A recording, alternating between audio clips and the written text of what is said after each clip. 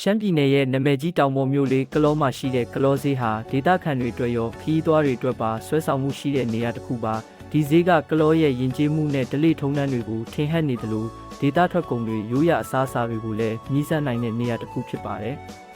ကလောဈေးမှာရရှိနိုင်တဲ့လူကြိုက်များပြီးထင်ရှားတဲ့ဒေသအစားအစာတွေကတော့ရှမ်းခောက်ဆွဲ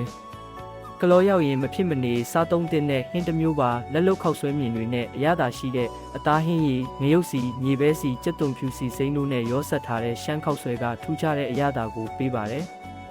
ရှမ်းထမင်းချင်း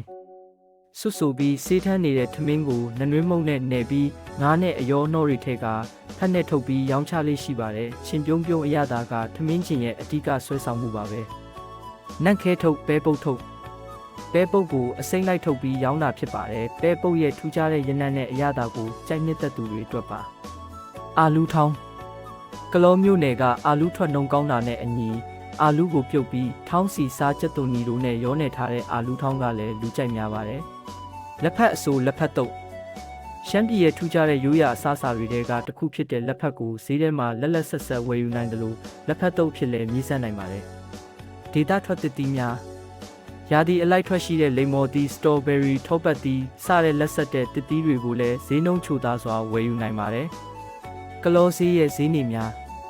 ကလောဈေးဟာရက်9ရက်ဈေး9 day market စနစ်နဲ့လည်ပတ်တာဖြစ်ပါတယ်ဆိုလိုတာကတော့ရက်ပေါင်း9ရက်တစ်ကြိမ်မှသာဈေးကြီးစီကားလေးရှိပါတယ်ဒီစနစ်အရဒေသခံတိုင်းရင်းသားတွေဖြစ်တဲ့ပအိုးတောင်ယိုတနုရှမ်းစတဲ့တိုင်းရင်းသားတွေဟာသူတို့ရွာကထွက်ကုန်တွေကိုယူဆောင်လာပြီးဈေးလာရောင်းလေးရှိပါတယ်ဈေးနေတွေဟာအမြဲတမ်းပြောင်းလဲနေနိုင်တဲ့အတွက်ကလောကိုမရောက်ခင်မှာဖြစ်စေရောက်ရှိချိန်မှာဖြစ်စေဒေသခံတွေကိုမေးမြန်းတာဒါမှမဟုတ်ဟိုတယ်ဝန်ထမ်းတွေကိုမေးမြန်းတာကအတိအကျဆုံးဈေးနေကိုသိရှိနိုင်မှာဖြစ်ပါတယ်